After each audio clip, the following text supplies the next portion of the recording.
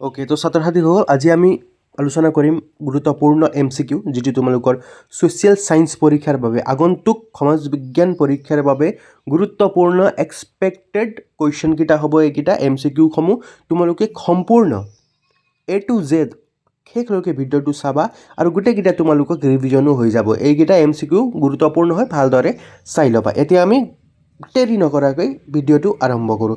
প্ৰথম কুৱেশ্যনটো হৈছে British viceroy lord কাৰ্জনৰ শাসনকালত ভাৰতত সংঘটিত আটাইতকৈ ডাঙৰ ৰাজনৈতিক ঘটনাটো হৈছে অপশ্যনকেইটা চোৱা। জালিৱানৱালাবাগৰ হত্যাকাণ্ড, বংগ বিভাজন, চিপাহী বিদ্ৰোহ, ৰাওলাট আইনৰ প্ৰয়োগ। তো ইয়াৰে ভিতৰত অপশ্যনকেইটা চোৱা তোমালোকে ভালদৰে, আৰু যিকোনো প্ৰশ্ন আহিলে তোমালোকে প্ৰশ্ন আৰু তোমালোকক অপশ্যনকেইটা আছে সেইবিলাক তোমালোকে ভালদৰে চাব লাগে। ইয়াৰে শুদ্ধ উত্তৰটো হ'ব লৰ্ড কাৰ্জনৰ সময়ত অসমত ভাৰতবৰ্ষতে কি হৈছিল? বংগ বিভাজন হৈছিল, পাৰ্টিশ্যন অফ বেংগল। এইটোৱেই লৰ্ড কাৰ্জনৰ শাসনৰ সময়ত ভাৰতত সংঘটিত আটাইতকৈ ডাঙৰ ৰাজনৈতিক ঘটনাটো হৈছিল বংগ বিভাজন। ঠিক আছে, নেক্সট কুৱেশ্যনটো চোৱা এতিয়া। বঙালী নাৰী ইংৰাজৰ কাৰণে সকলোতকৈ দুৰ্দম আৰু বিপদজনক কথাষাৰ কোনখন কাকতত প্ৰকাশিত হৈছিল? অপশ্যনকেইটা চোৱা তোমালোকে। দি ডন, সঞ্জীৱনী, যুগান্তৰ আৰু ডেইলী টেলিগ্ৰাফ। ইয়াৰে শুদ্ধ উত্তৰটো হ'ব অপশ্যন নম্বৰ ডিটো, যিটো হৈছে ডেইলী টেলিগ্ৰাফ। এইটো তোমালোকৰ যেতিয়া বংগভংগ সময়ছোৱা আছিল স্বদেশী আন্দোলন, তেতিয়া 1907 চনৰ 11 অক্টোবৰ তাৰিখে এইটো যিটো বাতৰি কাকত তাত প্ৰকাশ হৈছিল ডেইলী টেলিগ্ৰাফ, সেই সময়তে এই কথাষাৰ যিটো হৈছে বঙালী নাৰী ইংৰাজৰ কাৰণে সকলোতকৈ দুৰ্দম আৰু বিপদজনক, এই কথাষাৰ ডেইলী টেলিগ্ৰাফত প্ৰকাশ হৈছিল। ঠিক আছে, নেক্সট কুৱেশ্যনটো চোৱা। মই গোটেইকেইটা MCQ তোমালোকক গুৰুত্বপূৰ্ণ হিচাপে গোটেইসমূহ জিলাসমূহৰে প্ৰি টেষ্ট পেপাৰৰ পৰা যিবিলাক কুৱেশ্যন ইম্পৰ্টেণ্ট হ'ব সেইবিলাক মই MCQ তোমালোকক দি আছোঁ। তোমালোকে চেনেলটো ছাবস্ক্ৰাইব কৰি লোৱা। এনেকুৱা ধৰণৰ ভিডিঅ'সমূহ তোমালোকে পৰীক্ষা শেষ হোৱালৈকে তোমালোকে কণ্টিনিউ বিভিন্ন বিষয়ৰ পাই থাকিবা। ঠিক আছে, নেক্সট কুৱেশ্যনটো চোৱা।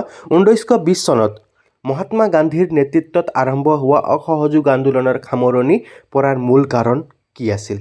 অপশ্যনকেইটা চোৱা।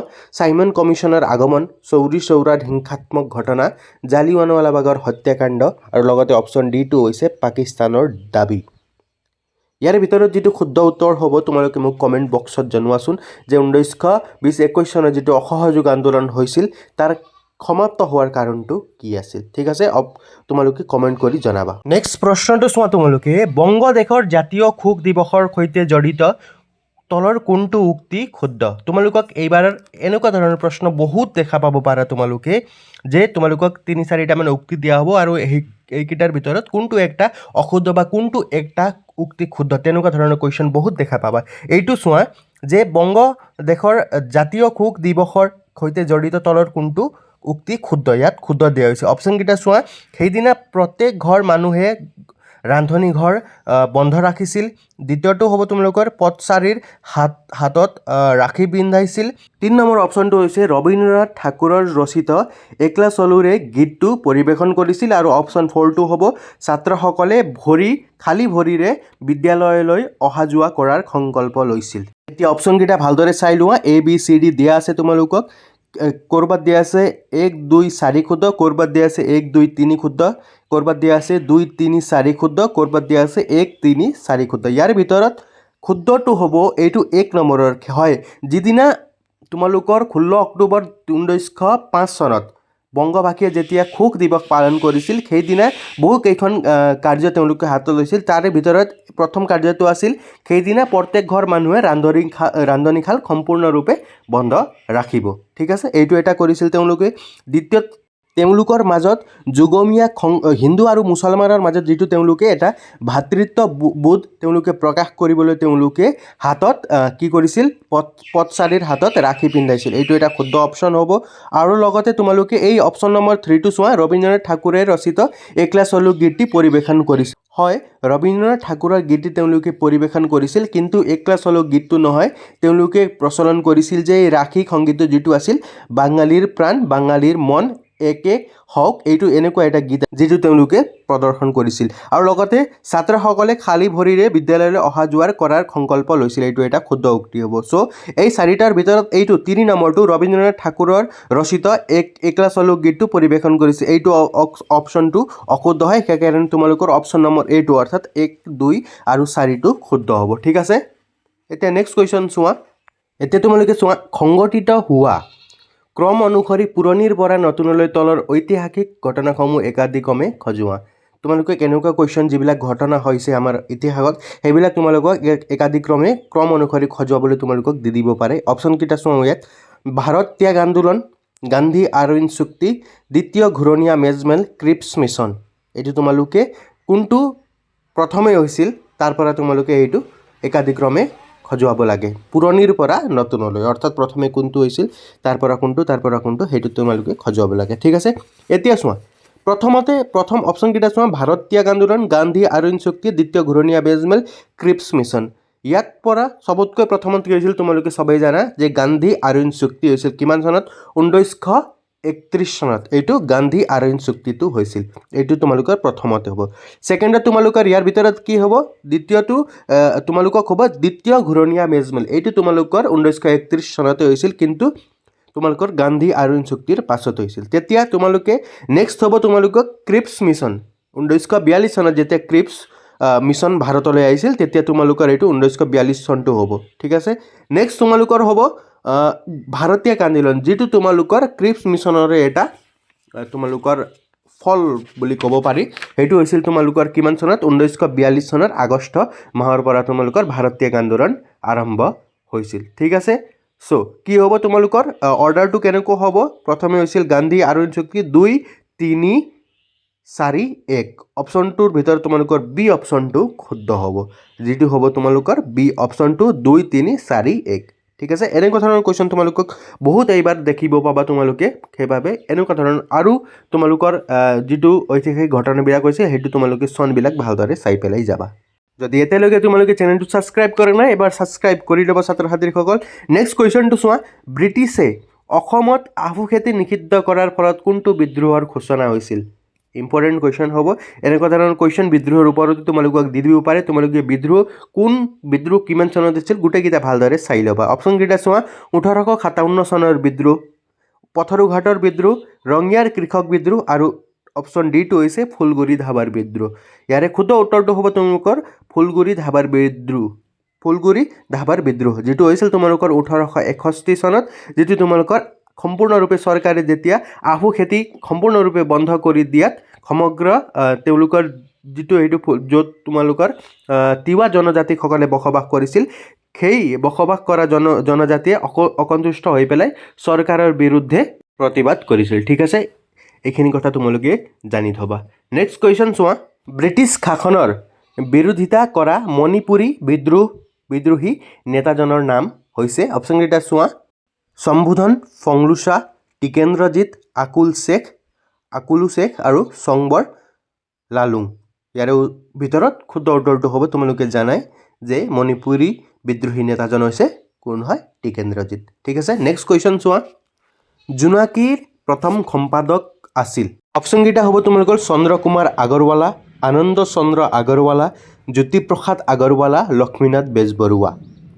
ইয়াৰে শুদ্ধ উত্তৰটো হ'ব তোমালোকৰ জোনাকীৰ প্ৰথম সম্পাদক আছিল চন্দ্ৰকুমাৰ আগৰৱালা জোনাকী যুগ তোমালোকে কিতাপত ভালদৰে দি আছে জোনাকী যুগৰ বিষয়ে তোমালোকে ভালদৰে পঢ়ি ল'বা যেটো তোমালোকৰ অসমীয়া ভাষা উন্নতি সাধিনী সভাই যেটো কাকত হয় তাৰ প্ৰকাশ কৰিছিল আৰু যেতিয়া এটো তোমালোকে অবা উখা যেটো হয় অসমীয়া ভাষা উন্নতি সাধিনী সভা এটো 1888 চনত প্ৰকাশ এটো সভা গঠিত হৈছিল তোমালোকে এই বিষয়ে তোমালোকে জানি থবা আৰু লগতে জোনাকী যুগৰ ত্ৰিমূৰ্তি যেটো হৈছে হেমচন্দ্ৰ গোস্বামী লক্ষ্মীনাথ বেজবৰুৱা আৰু চন্দ্ৰকুমাৰ আগৰৱালা তেওঁলোকৰ বিষয়ে তোমালোকে ভালদৰে পঢ়ি যাবা জোনাকী যুগ যেটো পেৰাগ্ৰাফ ধুনীয়াকৈ কিতাপত দিয়া যায় সেইটো তোমালোকে পঢ়ি যাবা এবাৰৰ কাৰণে এক্সামত তোমালোকক জোনাকী যুগৰ বিষয়ে দি দিব পাৰে ঠিক আছে নেক্সট কুৱেশ্যন চোৱা অৰ্থনৈতিক ভূগোলৰ পিতৃস্বৰূপ কোন অপশ্যন কেইটা চোৱা George Chisholm C F Jones G Darken world. Option ditto হৈছে জিম্মাৰমেন। ইয়াৰে শুদ্ধ উত্তৰটো হ'ব তোমালোকে জানাই যে অৰ্থনৈতিক ভূগোলৰ পিতৃস্বৰূপ হৈছে জৰ্জ চিজহম। অপশ্যন এটো শুদ্ধ হ'ব তোমালোকৰ। এতিয়া চোৱা তলৰ কোনটো সম্পত্তিৰ অন্তৰ্ভুক্ত, যে তলত থকা কোনটো সম্পত্তিৰ অন্তৰ্ভুক্ত। অপশ্যন এটো হৈছে সূৰ্যৰ ৰশ্মি, ঘৰ দুৱাৰ, বায়ু, জনস্বাস্থ্য। এইটো সহজ হ'ব MCQটো তোমালোকৰ কাৰণে, কিয়নো সম্পত্তিৰ অন্তৰ্ভুক্ত হৈছে ঘৰ দুৱাৰ। ঠিক আছে, নেক্সট কুৱেশ্যনটো চোৱা তোমালোকে। বায়ুমণ্ডলত কাৰ্বন ডাই অক্সাইডৰ গেছৰ পৰিমাণ কিমান?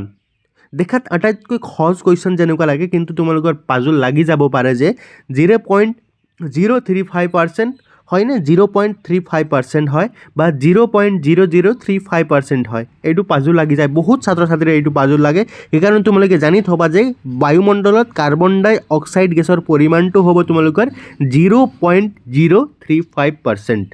এইটো তোমালোকে মনত ৰাখিবা, 0.035%। ঠিক আছে, নেক্সট কুৱেশ্যন চোৱা। ইজিপ্তৰ ৰাজধানীৰ নাম হৈছে, তোমালোকে ৰাজধানীবিলাক ভালদৰে চাই ল'বা, তোমালোকক ৰাজধানী সুধি দিব পাৰে। Cairo, Beijing, Madrid, Washington DC। ইয়াৰ শুদ্ধ উত্তৰটো হ'ব তোমালোকৰ কাইৰো হৈছে তোমালোকৰ ইজিপ্তৰ ৰাজধানী। ঠিক আছে, নেক্সট কুৱেশ্যনটো চোৱা। প্লাষ্টিক উদ্যোগ পাৰ্ক তিনিচুকীয়া জিলাৰ কোন ঠাইত অৱস্থিত? প্লাষ্টিক উদ্যোগ পাৰ্ক তিনিচুকীয়া জিলাৰ কোন ঠাইত অৱস্থিত? অপশ্যনটো চোৱা। বৰডুবি, নপুখুৰী, পানীতোলা, গেলাপুখুৰী। ইয়াৰে শুদ্ধ উত্তৰটো হ'ব অপশ্যন নম্বৰ ডিটো, যিটো হৈছে গেলাপুখুৰী। তোমালোকৰ প্লাষ্টিক উদ্যোগ পাৰ্ক তিনিচুকীয়া জিলাত গেলাপুখুৰী নামৰ গাঁওখনত আছে। ঠিক আছে, তোমালোকক যে মানচিত্ৰ অংকন কৰিবলৈ আহে, তাত তোমালোকৰ এইটো মই প্ৰি টেষ্টত বহু কেইখন ডিষ্ট্ৰিক্টত দেখিছোঁ তোমালোকৰ প্লাষ্টিক উদ্যোগ পাৰ্ক বুলি স্থান বহুৱাবলৈ আহে। তোমালোকে জানি থবা তিনিচুকীয়া জিলাখনত আছে। বা মেপখন কেনেকৈ অংকন কৰিব লাগে আৰু কোনকেইটা স্থানসমূহ গুৰুত্বপূৰ্ণ হ'ব তোমালোকৰ কাৰণে মই অলৰেডি এটা ভিডিঅ' বনাই দিছোঁ, মই লিংকটো দি দিম, তোমালোকে গৈ পেলাই ভিডিঅ'টো চাব পাৰিবা। ঠিক আছে, নেক্সট কুৱেশ্যন চোৱা। 2011 চনৰ তথ্য মতে অসমৰ আটাইতকৈ কম জনসংখ্যা থকা জিলাখনৰ নাম হৈছে ধেমাজি, ডিমা হাছাও, হাইলাকান্দি, ধুবুৰী। তোমালোকক এনেকুৱা ছেম কুৱেশ্যন তোমালোকক মানচিত্ৰ অংকন কৰিবলৈ দি পেলাই স্থান বহুৱাবলৈ দি দিব পাৰে যে 2011 চনৰ তথ্য মতে অসমৰ আটাইতকৈ কম জনসংখ্যা থকা জিলা। এনেকৈ তোমালোকক কুৱেশ্যনটো দিয়া মই বহুতবাৰ দেখিছোঁ আৰু তোমালোকে বহুতো কুৱেশ্যন পেপাৰত পাইছা চাগে। ইয়াৰে শুদ্ধ উত্তৰটো হ'ব ডিমা হাছাও। ডিমা হাছাও হ'ল 2011 চনৰ তথ্য মতে অসমৰ আটাইতকৈ কম জনসংখ্যা থকা জিলা। ঠিক আছে, option number B2। Next question চোৱা। সংবিধান সভাৰ প্ৰথম বৈঠকত সভাপতি আছিল, যিটো সংবিধান সভাৰ প্ৰথম বৈঠক হৈছিল তাৰ সভাপতি আছিল doctor Rajendra Prasad, doctor Bhimrao Ambedkar, KM Munshi, doctor Sachchidananda Sinha. ইয়াৰে শুদ্ধ উত্তৰটো হ'ব অপশ্যনৰ D2, যিটো হৈছে ডক্টৰ সচিদানন্দ সিনহা, যিটো সংবিধান সভাৰ প্ৰথম বৈঠকৰ সভাপতি আছিল। নেক্সট কুৱেশ্যন চোৱা। কোনটো দিন বিশ্ব মানৱ অধিকাৰ দিৱস হিচাপে পালন কৰা হয়? বিশ্ব মানৱ অধিকাৰ দিৱস কেতিয়া পালন কৰা হয়? অপশ্যনকেইটা চোৱা। 24 অক্টোবৰ, 10 ডিচেম্বৰ, 5 জুন, 27 ছেপ্টেম্বৰ। ইয়াৰে শুদ্ধ উত্তৰটো হ'ব 10 ডিচেম্বৰ তাৰিখে বিশ্ব মানৱ অধিকাৰ দিৱস পালন কৰা হয়। নেক্সট কুৱেশ্যনটো হৈছে মৰিৰাম দেৱানৰ লগত আৰু কাক ফাঁচি দিয়া হৈছিল? অপশ্যনকেইটা চোৱা। মায়াৰাম নাজিৰ, দ্যুতিৰাম বৰুৱা, পিয়লি বৰুৱা আৰু পিয়লি ফুকন। তোমালোকে কনফিউজনটো এই পিয়লি বৰুৱা আৰু পিয়লি ফুকনত তোমালোকে এই দুজনৰ ভিতৰত তোমালোকক পাজু লাগি যাব পাৰে যে পিয়লি বৰুৱা হয় নে পিয়লি ফুকন হয়। ইয়াৰে শুদ্ধ উত্তৰটো হ'ব তোমালোকৰ মণিৰাম দেৱানৰ লগত পিয়লি বৰুৱাক ফাঁচি দিয়া হৈছিল। তোমালোকে চনটো মনত ৰাখিবা, 1858 চনত, আৰু কেতিয়াবা তাৰিখো তোমালোকক সুধি দিব পাৰে, 26 ফেব্ৰুৱাৰী তাৰিখে পিয়লি বৰুৱা আৰু মণিৰাম দেৱানক লগতে একেলগে ফাঁচি দিয়া হৈছিলে। তোমালোকে পিয়লি ফুকন বুলি লিখি নিদিবা। আকৌ অপশ্যন নম্বৰ তোমালোকৰ C2, পিয়লি বৰুৱাটো শুদ্ধ হ'ব। ঠিক আছে, নেক্সট কুৱেশ্যনটো হৈছে তোমালোকৰ সপ্তকাণ্ড ৰামায়ণ অসমীয়ালৈ কোনে অনুবাদ কৰিছিল? ইয়াৰে অপশ্যনটো চোৱা। শ্ৰী শ্ৰী শংকৰদেৱ, শ্ৰী শ্ৰী মাধৱদেৱ, শ্ৰী শ্ৰী মাধৱ কন্দলী, শ্ৰী শ্ৰী অনন্ত কন্দলী। ইয়াৰে শুদ্ধ উত্তৰটো, ইয়াতো তোমালোকক কনফিউজন লাগি যাব পাৰে যে শ্ৰী শ্ৰী মাধৱদেৱ হয় নে মাধৱ কন্দলী হয়, কিন্তু ইয়াৰ শুদ্ধ উত্তৰটো হ'ব Madhav Kandali. Option number C2 শুদ্ধ উত্তৰটো হ'ব। এইবিলাক তোমালোকে পাহৰি নাযাবা, সৰু সৰু পইণ্টকেইটা। ঠিক আছে, এতিয়া চোৱা কেইটামান তোমালোকৰ কিতাপৰ পৰা MCQ যিবিলাক আহিব পাৰে ইম্পৰ্টেণ্ট কুৱেশ্যন এইটো মনত ৰাখিবা যে প্ৰেচিডেন্সি গভৰ্ণৰ পদটো গভৰ্ণৰ জেনেৰেল কোনটো তোমালোকৰ আইনৰ দ্বাৰা তোমালোকৰ গভৰ্ণৰ জেনেৰেল পদলৈ উন্নত কৰা হৈছিল এইটো হ'ব তোমালোকৰ নিয়ন্ত্ৰণকাৰী আয়োগ এনেকুৱা ধৰণৰ সৰু সৰু পইণ্টকেইটা তোমালোক মনত ৰাখিবা ঠিক আছে নেক্সট তোমালোকে এলাহাবাদৰ সন্ধি কেতিয়া হৈছিল এইটো তোমালোকে মনত ৰাখিবা আৰু লগতে তোমালোকে চাব লাগিব যে ইয়াণ্ডাবু সন্ধি কেতিয়া হৈছিল এইটো তোমালোকে মনত ৰাখিবা এইটো তোমালোকে সৰু সৰু পইণ্ট এইটো সহজ বুলি নাকচ নকৰিবা কিয়নো এনেকুৱা ধৰণৰ কুৱেশ্যনৰ পৰা তোমালোকক এটা পইণ্ট তুলি পেলাই তোমালোকক MCQ দি দিব পাৰে সেইবাবে তোমালোকে এইকেইটা ভালদৰে চাই ল'বা আৰু অসম নামৰ প্ৰদেশখন গঠন হৈছিল কিমান চনত তোমালোকে 1874 খ্ৰীষ্টাব্দৰ 7 ফেব্ৰুৱাৰী তাৰিখে অসম নামৰ প্ৰদেশখন গঠন কৰা হৈছিল এইবিলাক তোমালোকে ভালদৰে চাই ল'বা আৰু তোমালোকে এই বংগভংগৰ আঁচনিৰ প্ৰথম দফা দ্বিতীয় দফা এইবিলাক দফাকেইটা ভালদৰে পঢ়ি ল'বা কেতিয়াৰ পৰা এইকেইটাও কুৱেশ্যন পেলাই দি পেলাই এইটো প্ৰথম দফাৰ বাক্য হয়নে নহয় বা তেনেকুৱা ধৰণৰ তোমালোকক আঁচনিৰ দফা হয়নে নহয় তেনেকুৱা কুৱেশ্যন দি দিব পাৰে কোনো ডাঙৰ কথা নাই সেইবাবে তোমালোকে ভালদৰে সৰু সৰু পইণ্টকেইটা সময় আছে এতিয়াও ভালদৰে পঢ়ি ল'বা পাঠকেইটা নেক্সট তোমালোকে চাব পাৰা যে স্বদেশী আন্দোলনৰ পটভূমিত ৰবীন্দ্ৰনাথে ৰচনা কৰা এটা বিখ্যাত প্ৰবন্ধ আছিল তোমালোকৰ এইটো ভাই ভাই এক ঠাই এইটো মনত ৰাখিবা ঠিক আছে আৰু লগতে তোমালোকে মনত ৰাখিব লাগিব আমাৰ সোণাৰ বাংলা আমি তোমাক ভালোবাসি শীৰ্ষক গীতটিয়ে পৰৱৰ্তী সময়ত স্বাধীন বাংলাদেশৰ এইটো ৰাষ্ট্ৰীয় সংগীত হিচাপে মৰ্যাদা লাভ কৰিছিল এইটো এটা ডাঙৰ পইণ্ট হ'ব পাৰে চাব পাৰা তোমালোকে কোনে লিখিছে তোমালোকৰ কবিগুৰু ৰবীন্দ্ৰনাথ ঠাকুৰে লিখিছে এনেকুৱা ধৰণৰ সৰু সৰু পইণ্টকেইটা তোমালোকে ভালদৰে মনোযোগ দি পেলাই পঢ়িবা ঠিক আছে আৰু নেক্সট তোমালোকে এটা কথা মনত ৰাখিবা যেনেদৰে ইয়াতে আছে ৰাউলা টাইন কিমান চনত হৈছিল 1919 চনত সত্যাগ্ৰহ বা অহিংস আন্দোলন কিমান চনৰ পৰা 1919 চনৰ পৰা জালিৱানৱালাবাগৰ হত্যাকাণ্ড 13 এপ্ৰিল 1919 এই চনকেইটা তোমালোকে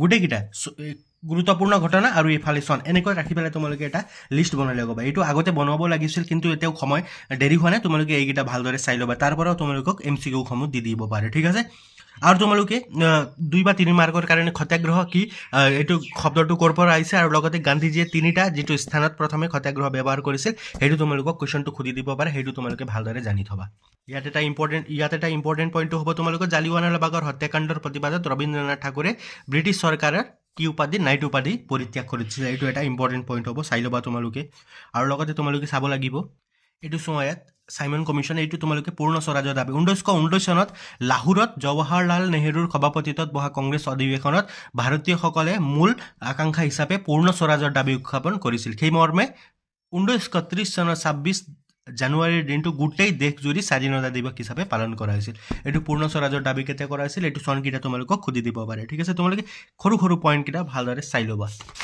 ঠিক আছে এতিয়া নেক্সট তোমালোকে গান্ধী আৰয়ন চুক্তি কেতিয়া হৈছিল বা দ্বিতীয় ঘূৰণীয়া মেজমেল 1931 চন গান্ধী আৰয়ন চুক্তি 1931 চনতে এইকেইটা তোমালোকে মনত ৰাখিবা আৰু লগতে যেতিয়া তোমালোকৰ লোন আইন ভংগ কৰিবলৈ একেৰাহে 25 দিন যাত্ৰা কৰি প্ৰায় 385 কিলোমিটাৰ অতিক্ৰম কৰাৰ পাছত তেওঁলোক 1930 চনৰ 6 এপ্ৰিল তাৰিখে দাণ্ডিত উপস্থিত হয় তোমালোকক সুধি দিব পাৰে যে কিমান দিন বা কিমান কিলোমিটাৰ তেনেকুৱা ধৰণৰ কুৱেশ্যন তোমালোকক দি দিব পাৰে তোমালোকে মনত ৰাখিবা 25 দিন আৰু 385 কিলোমিটাৰ এনেকুৱা কথা সৰু সৰু কথাতে তোমালোকৰ MCQ তোমালোকক দি দিব পাৰে তোমালোকে মনত ৰাখিবা ওকে ইয়াৰ পৰাও তোমালোকক দি দিয়ে কুৱেশ্যনটো আগষ্ট বিপ্লৱ তোমালোকৰ ভাৰতীয় আন্দোলনত আগষ্ট বিপ্লৱ হিচাপেও জনা যায় আৰু 1942 চনৰ ভাষণটো মহাত্মা গান্ধীয়ে কোনটো তোমালোকৰ ঠাইৰ পৰা দিছিল এইটো হ'ব তোমালোকৰ আগষ্ট ক্ৰান্তি ময়দানৰ পৰা য'ত মহাত্মা গান্ধীয়ে কৈছিল যে কৰিম কিংবা মৰিম বুলি ডু অৰ ডাই বুলি তেওঁ যিটো কথাষাৰ তেওঁ কৈছিল এইটো কুৱেশ্যনটো তোমালোকক সুধি দিব পাৰে তোমালোকে ভালদৰে চাই পেলাই যাবা ঠিক আছে এতিয়া নেক্সট তোমালোকে চাব লাগিব ইয়াত আছে তোমালোকৰ ৰেড ক্লিফ লাইন ভাৰত আৰু পাকিস্তানৰ যিটো সীমা হয় তাক ৰেড ক্লিফ লাইন বুলি কোৱা হয় আৰু লগতে তোমালোকৰ ৰেড ক্লিফ ৰেখাক ভাৰত আৰু বাংলাদেশৰ সীমাও বুলি কোৱা হয় তোমালোকক ভাৰত আৰু পাকিস্তান তোমালোকে পইণ্ট নোটিছ কৰিবা কিন্তু বাংলাদেশ আৰু ভাৰতৰ সীমাকো ৰেড ক্লিফ লাইনে বোলে এইটো কথা তোমালোকে মনত ৰাখি থবা তোমালোকক সুধি দিব পাৰে ইয়াৰ পৰা ঠিক আছে আৰু লগতে যিবিলাক তোমালোকে পাঠ শেষ কৰিবা আৰু লগতে মূল কথা যিবিলাক দিয়া থাকে কিমান ধুনীয়াকৈ তোমালোকক চন অনুসৰি পইণ্ট ৱাইজ দিয়া থাকে এইবিলাক তোমালোকে ভালদৰে পঢ়িবা ইয়াতে তোমালোকৰ মূল কথা পাঠৰ প্ৰায়বিলাক 1 নম্বৰীয়া কুৱেশ্যনবিলাক এনেকুৱা ধৰণৰ টপিকৰ পৰাই দি দিয়ে সেইবাবে তোমালোকে ভালদৰে পঢ়িবলৈ চেষ্টা কৰিবা আৰু এটা পইণ্টটো মনত ৰাখিবা ছাত্ৰ সন্মিলনৰ মুখপত্ৰ আছিল মিলন এইটো তোমালোকে মনত ৰাখিবা অসম ছাত্ৰ সন্মিলনৰ মুখপত্ৰটো হ'ল মিলন আৰু লগতে গঠন কেতিয়া হৈছিল এইবিলাক তোমালোকে ভালদৰে চাই পেলাই যাবা সুধি দিব পাৰে আৰু লগতে ৰায়ত সভা তেজপুৰত ৰায়ত সভা আৰু নগাঁৱত ৰায়ত সভাৰ জন্ম হৈছিল। এইবিলাক তোমালোকে ৰায়ত সভাৰ বিষয়ে ভালদৰে পঢ়ি পেলাই যাবা। আৰু লগতে অসমীয়া ভাষা উন্নতি সাধিনী সভা কেতিয়া তোমালোকৰ গঠিত হৈছিল এইবিলাক তোমালোকে মনত ৰাখি যাবা। 1888 চনত তোমালোকে এইটো মনত ৰাখিবা। জোনাকী যুগৰ বিষয়ে ভালদৰে পঢ়িবা, ত্ৰিমূৰ্তিৰ বিষয়ে ভালদৰে পঢ়িবা, আহি যাব পাৰে ইয়াৰ পৰা তোমালোকক কুৱেশ্যন বিলাক। ঠিক আছে, নেক্সট তোমালোকে চাব লাগিব যে অসম প্ৰদেশ কংগ্ৰেছ কমিটি গঠন কেতিয়া হৈছিল বা স্বদেশী আন্দোলন আৰু অসমত যেতিয়া তোমালোকে ইয়াত আহিবা, তোমালোকে অম্বিকাগিৰি ৰায়চৌধুৰী বন্দিনী ভাৰত নামৰ এখন বিদ্ৰোহাত্মক নাটক ৰচনা কৰিছিল। এইটো তোমালোকক সুধি দিব পাৰে, এইটো তোমালোকে ভালদৰে চাই ল'বা। ঠিক আছে, নেক্সট তোমালোকক এইটো হৰ্ণবিল উৎসৱ ক'ত পালন কৰা হয় এইটো তোমালোকক সুধি দিব পাৰে।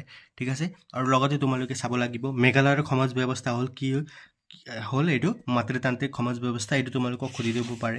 আৰু লগতে তোমালোকক সুধি দিব পাৰে এইটো আৰ্টবিট নৃত্য, কোনটো নৃত্য ক'ত হয় তোমালোকে জানি থবা। এইবিলাক ইম্পৰ্টেণ্ট হয়, তোমালোকক জোৰা মিলাবলৈ তোমালোকক MCQৰ জৰিয়তে তোমালোকক দি দিব পাৰে। এইবিলাক ভালদৰে তোমালোকে চাই ল'বা। আৰু লগতে যোগ দিৱস কিমান তাৰিখে পালন কৰা হয়, 21 জুন 2015 তাৰিখে। এইবিলাক তোমালোকে ভালদৰে চাই 21 জুন তাৰিখে যোগ দিৱস পালন কৰা হয় আৰু ষ্টাৰ্ট হৈছিল 2015 চনৰ পৰা। এইবিলাক সৰু সৰু কথা তোমালোকে ভালদৰে চাই পেলাই যাবা, ইয়াৰ পৰা কুৱেশ্যন তোমালোকক দি দিব পাৰে। আৰু লগতে চিত্ৰকলা, স্থাপত্য, ভাস্কৰ্য এইবিলাক তোমালোকে ভালদৰে পঢ়ি পেলাই যাবা। ঠিক আছে, এতিয়া আৰু কেইটামান তোমালোকৰ MCQসমূহ আমি চাওঁ। অসমৰ কোনখন ৰাষ্ট্ৰীয় উদ্যানত বনৰীয়া ঘোঁৰা আৰু দেওহাঁহ দেখা যায়? A. নামেৰি উদ্যানত, B. মানাহ উদ্যানত, C. কাজিৰঙা উদ্যানত, আৰু অপশ্যন ডিটো হৈছে ডিব্ৰু-চৈখোৱা উদ্যানত। ইয়াৰে শুদ্ধ উত্তৰটো হ'ব অপশ্যন ডি নম্বৰটো, ডিব্ৰু-চৈখোৱা উদ্যানত অসমৰ বনৰীয়া ঘোঁৰা আৰু দেওহাঁহ দেখা পোৱা যায়। বন্ধুসকল, এনেকুৱা ধৰণৰে MCQসমূহ তোমালোকে কণ্টিনিউ পাই যাবা, সেইকাৰণে চেনেলটো ছাবস্ক্ৰাইব কৰিবলৈ তোমালোকে নাপাহৰিবা। নেক্সট কুৱেশ্যনটো হ'ল অসম ৰাজ্যখন পশ্চিম দিশত কিমান কিলোমিটাৰ পশ্চিমবংগৰ সৈতে ভাৰতৰ ভূখণ্ডৰ লগত সংলগ্ন আছে? অপশ্যনকেইটা চোৱা, 50 কিলোমিটাৰ, 40 কিলোমিটাৰ, 70 কিলোমিটাৰ আৰু 55 কিলোমিটাৰ। ইয়াৰে শুদ্ধ উত্তৰটো হ'ব অপশ্যন এ নম্বৰটো, 50 কিলোমিটাৰ। অসমখন পশ্চিম দিশত পশ্চিমবংগৰ সৈতে 50 কিলোমিটাৰ ভূখণ্ডত সংলগ্ন হৈ আছে। নেক্সট প্ৰশ্নটো হ'ল ঢাকাক ৰাজধানী হিচাপে লৈ প্ৰস্তাৱিত পূব বংগ আৰু অসম নামৰ প্ৰদেশখনৰ জনসংখ্যা হ'ল, এই যে জনসংখ্যা কিমান আছিল পূব বংগ আৰু অসমত, এই কুৱেশ্যন তোমালোকে ভালদৰে চাই লোৱা। 5 কোটি 10 লাখ, 4 কোটি 10 লাখ, 3 কোটি 10 লাখ বা 6 কোটি 10 লাখ। ইয়াৰে শুদ্ধ উত্তৰটো তোমালোকে জানাই, উত্তৰ গ নম্বৰটো হ'ব 3 কোটি 10 লাখ। এনেকুৱা ধৰণৰে কুৱেশ্যনবিলাক তোমালোকে কণ্টিনিউৱাছলি পাই যাবা। আৰু যোৱাবাৰৰ পেটাৰ্ণ যেনেকুৱা আছিল সেইটো মই পাৰ্ট 2 তোমালোকৰ কাৰণে ভিডিঅ'টো আনিম, সেইবাবে তোমালোকে চেনেলটো ছাবস্ক্ৰাইব কৰিবলৈ নাপাহৰিবা। নেক্সট কুৱেশ্যনলৈ যাওঁ আমি। বন্দে মাতাৰাম সংবাদপত্ৰৰ সম্পাদক কোন আছিল? অপশ্যনকেইটা চোৱা, ক নম্বৰ সুৰেন্দ্ৰনাথ বন্দ্যোপাধ্যায়, বঙ্কিম চন্দ্ৰ চট্টোপাধ্যায়, ৰবীন্দ্ৰনাথ ঠাকুৰ, ঋষি অৰবিন্দ ঘোষ। ইয়াৰে শুদ্ধ উত্তৰটো হ'ব, তোমালোকে মোক কমেণ্টত জনোৱা যে ইয়াৰ শুদ্ধ উত্তৰটো কি হ'ব। নেক্সট প্ৰশ্নলৈ যাওঁ। মহাত্মা গান্ধীৰ দাণ্ডী যাত্ৰা আৰম্ভ হৈছিল, এই কুৱেশ্যনটো চোৱা তোমালোকে। অপশ্যনকেইটা চোৱা এতিয়া, 1930 চনৰ 12 মাৰ্চ, 1930 চনৰ 17 মাৰ্চ, 1931 চনৰ 2 মাৰ্চ, অন্তিম অপশ্যনটো হৈছে 1931 চনৰ 12 মাৰ্চ। ইয়াৰে শুদ্ধ উত্তৰটো হ'ব 1930 চনৰ 12 মাৰ্চ তাৰিখে গান্ধীজীয়ে দাণ্ডী যাত্ৰা আৰম্ভ কৰিছিল। নেক্সট কুৱেশ্যনটো চোৱা তোমালোকে, গান্ধীজীয়ে কল্পনা কৰা গ্ৰাম্য স্বৰাজৰ মধ্যমান আছিল, গান্ধীজীয়ে কল্পনা কৰা গ্ৰাম্য স্বৰাজৰ মধ্যমান আছিল। অপশ্যনকেইটা চোৱা, চৰকাৰ, পৌৰসভা, পঞ্চায়ত, পৌৰ নিগম। ইয়াৰে শুদ্ধ উত্তৰটো হ'ব অপশ্যন গ নম্বৰটো, তোমালোকে জানাই পঞ্চায়ত। নেক্সট কুৱেশ্যনটো চোৱা, মণিৰাম দেৱানৰ লগত আৰু কাক ফাঁচী কাঠত ওলমোৱা হৈছিল? যেতিয়া মণিৰাম দেৱানক ফাঁচি দিয়া হৈছিল তেতিয়া আৰু এজনক ফাঁচি দিয়া হৈছিল। অপশ্যনকেইটা চোৱা তোমালোকে, জীউৰাম দুলীয়া বৰুৱাক, পিয়লি বৰুৱাক, গোমধৰ কোঁৱৰক, অপশ্যন ডিটো হৈছে দুতিৰাম বৰুৱাক। ইয়াৰে শুদ্ধ উত্তৰটো হ'ব অপশ্যন বি নম্বৰটো, পিয়লি বৰুৱাক। মণিৰাম দেৱানৰ লগত পিয়লি বৰুৱাক ফাঁচি দিয়া হৈছিল। নেক্সট কুৱেশ্যনটো চোৱা, জয়ন্তীয়া ৰাজ্য ইংৰাজৰ হাতলৈ যায়, জয়ন্তীয়া ৰাজ্যখন ইংৰাজৰ অধীনত কেতিয়াৰ পৰা গৈছিল? অপশ্যনকেইটা চোৱা, 1830 চন, 1845 চন, 1835 চন আৰু 1861 চন। আৰু শুদ্ধ উত্তৰটো হ'ব অপশ্যন নম্বৰ চি, 1835 চনত জয়ন্তীয়া ৰাজ্য ইংৰাজৰ হাতলৈ যায়।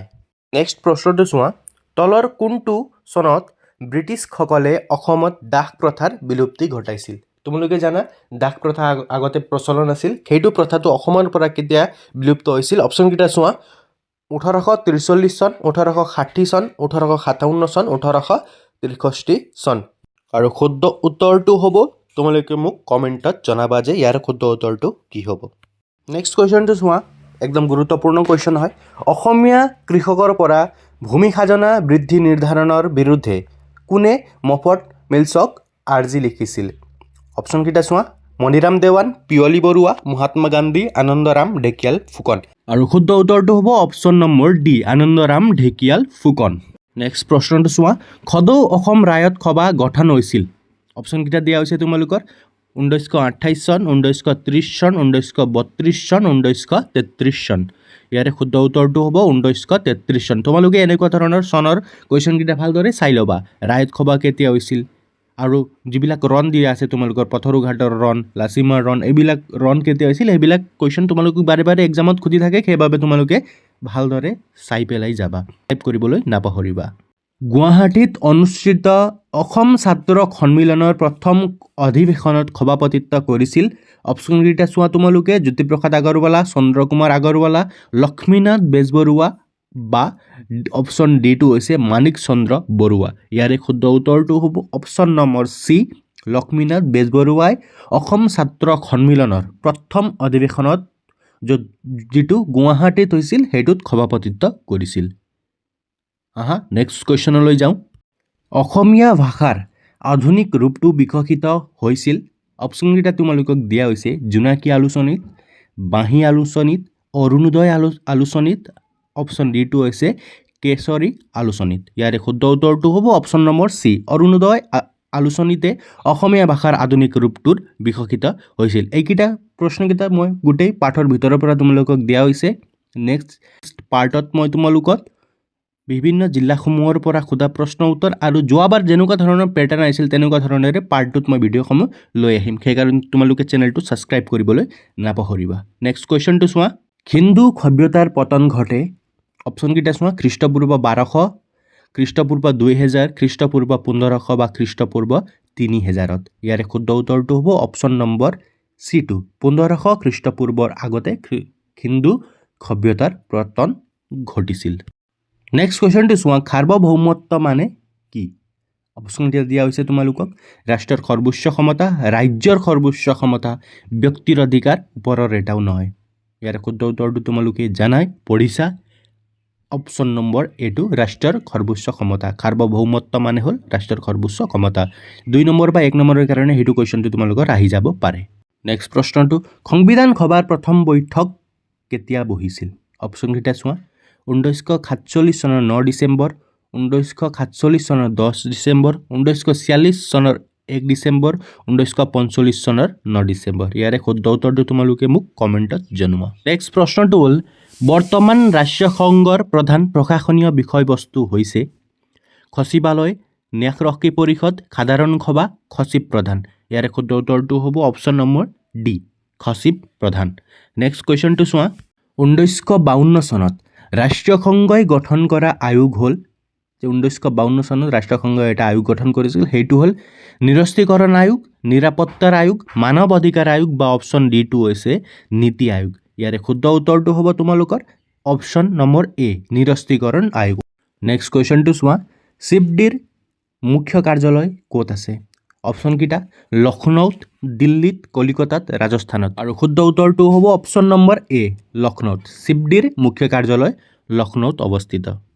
নেক্সট কুৱেশ্যনটো চোৱা। 1970 চনত ভাৰতত প্ৰথমে তলত দিয়া কোনটো বেংক স্থাপন কৰা হৈছিল? ইয়াৰে বা এনেকুৱা ধৰণৰ কুৱেশ্যন আহি যাব পাৰে যে ভাৰতবৰ্ষৰ প্ৰথম বেংকটো কোনখন? অপশ্যনকেইটা চোৱা। ভাৰতীয় reserve bank, bank of Hindustan, ভাৰতীয় ঔদ্যোগিক বিকাশ বেংক, অপশ্যন ডিটো হ'ল ভাৰতীয় ক্ষুদ্ৰ উদ্যোগ বিকাশ বেংক। ইয়াৰে শুদ্ধ উত্তৰটো তোমালোকে মোক কমেণ্টত জনোৱা। ইম্পৰ্টেণ্ট কুৱেশ্যন এটা চোৱা তোমালোকে। দেশ তাৰিখে সুভাষ চন্দ্ৰ বসুৱে ছিংগাপুৰত স্বাধীন ভাৰতৰ প্ৰাদেশিক চৰকাৰ, যাক আজাদ হিন্দ চৰকাৰ বুলিও জনা যায়, গঠন কৰি ব্ৰিটিছ মুক্ত ভাৰত গঠন সংকল্প কৰিছিল বা গ্ৰহণ কৰিছিল। অপশ্যনকেইটা চোৱা তোমালোকে। 1940 চনত, 1941 চনত, 1942 চনত, 1943 চনত। ইয়াৰে শুদ্ধ উত্তৰটো হ'ব অপশ্যন নম্বৰ D2 1943 চনৰ 21 অক্টোবৰ তাৰিখে ছিংগাপুৰত আজাদ হিন্দ চৰকাৰ গঠন কৰা হৈছিল। আৰু এটা ভেৰি ইম্পৰ্টেণ্ট কুৱেশ্যন তোমালোকে চোৱা, মুছলিম লীগে পাকিস্তানত চাকাৰ ৰূপত পাবলৈ প্ৰত্যক্ষ দাবী ডাইৰেক্ট একশ্যন ডে পালন কৰে। তাৰিখকেইটা চোৱা তোমালোকে, 1945 চনৰ 14 আগষ্ট তাৰিখে, 1946 চনৰ 16 আগষ্ট তাৰিখে, 1947 চনৰ 10 আগষ্ট তাৰিখে। অপশ্যন D2 হৈছে 1947 চনৰ 16 আগষ্ট তাৰিখে। ইয়াৰে শুদ্ধ উত্তৰটো হ'ব অপশ্যন নম্বৰ B 1946 চনৰ 16 আগষ্ট তাৰিখে। নেক্সট কুৱেশ্যনটো চোৱা, বৃস্তুতি বা মাটিকালি হিচাপে মহাসাগৰসমূহৰ ভিতৰত সৰ্ববৃহৎ মহাসাগৰখন। অপশ্যনকেইটা চোৱা আৰু তোমালোকে শুদ্ধ উত্তৰটো কোনটো হ'ব মোক কমেণ্টত জনাবা। আৰু তোমালোকে পাৰ্ট 1, পাৰ্ট 2, পাৰ্ট 3 আৰু পাৰ্ট 4 চাবলৈ আমাৰ চেনেলটো ছাবস্ক্ৰাইব কৰিবলৈ তোমালোকে নাপাহৰিবা। নেক্সট কুৱেশ্যনটো হ'ল, তলৰ কোনখন মহাসাগৰ উত্তৰ আৰু দক্ষিণ দুয়োটা গোলাৰ্ধলৈ বিস্তৃত নহয়? তোমালোকে ভালদৰে কুৱেশ্যনটো পঢ়ি ল'বা যে তলৰ কোনখন মহাসাগৰ উত্তৰ আৰু দক্ষিণ দুয়োটা গোলাৰ্ধলৈ বিস্তৃত নহয়। আৰু শুদ্ধ উত্তৰটো হ'ব অপশ্যন নম্বৰ A উত্তৰ মহাসাগৰ। নেক্সট কুৱেশ্যনটো চোৱা, ডেছ মহাদেশৰ মাজৰ সীমা লোহিত সাগৰে নিৰ্ণয় কৰিছে। অপশ্যনকেইটা চোৱা, ইউৰোপ আৰু আফ্ৰিকা মহাদেশ, এছিয়া আৰু আফ্ৰিকা মহাদেশ, আফ্ৰিকা আৰু উত্তৰ আমেৰিকাৰ মহাদেশ। অপশ্যন D2 হৈছে উত্তৰ আমেৰিকা আৰু আফ্ৰিকা মহাদেশ। ইয়াৰে শুদ্ধ উত্তৰটো তোমালোকে মোক কমেণ্টত জনোৱা। নেক্সট আৰু অন্তিম কুৱেশ্যনটো চোৱা তোমালোকে, ইউৰাল পৰ্বতমালাই সীমা নিৰ্ধাৰণ কৰা মহাদেশ দুখন, এছিয়া আৰু আফ্ৰিকা মহাদেশ, ইউৰোপ আৰু আফ্ৰিকা মহাদেশ, ইউৰোপ আৰু এছিয়া মহাদেশ, উত্তৰ আমেৰিকা আৰু আফ্ৰিকা মহাদেশ। ইয়াৰে শুদ্ধ উত্তৰটো হ'ব অপশ্যন নম্বৰ C2 ইউৰোপ আৰু এছিয়া মহাদেশে ইউৰাল পৰ্বতমালাই সীমা নিৰ্ধাৰণ কৰিছে। চ' এইকেইটা গোটেই তোমালোকে MCQসমূহ ভালদৰে চাই ল'বা আৰু লগতে তোমালোকৰ নিজৰ জিলাসমূহত অহা MCQ আৰু লগতে প্ৰিভিয়াছ ইয়াৰ লগতে তোমালোকৰ হাফ ইয়াৰলি প্ৰি টেষ্টত অহা সকলোবিলাক MCQসমূহ ভালদৰে চাই পেলাই যাবা। আৰু লগতে তোমালোকে নিজৰ পঢ়া শুনা ভালদৰে কৰিবা, চেল্ফ ষ্টাডি বেছিকৈ কৰিবা। ধন্যবাদ।